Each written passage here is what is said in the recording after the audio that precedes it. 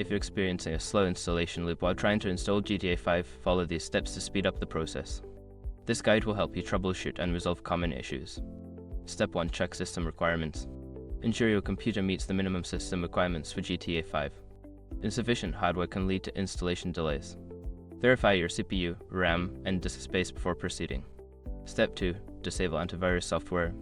Temporarily disable any antivirus or firewall software that may be interfering with the installation.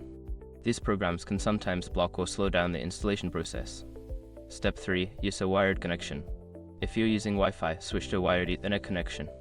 A stable and faster internet connection can significantly improve download speeds and reduce installation time. Step 4. Clear temporary files. Clear your computer's temporary files to free up space and improve performance. Use the disk cleanup tool or manually delete files in the temp folder to ensure a smoother installation. Step 5. Restart the installation. After completing the previous steps, restart the installation process. Sometimes, a fresh start can resolve lingering issues and allow the installation to proceed more quickly.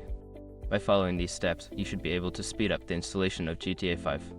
If problems persist, consider reaching out to support forums or the game's customer service for further assistance.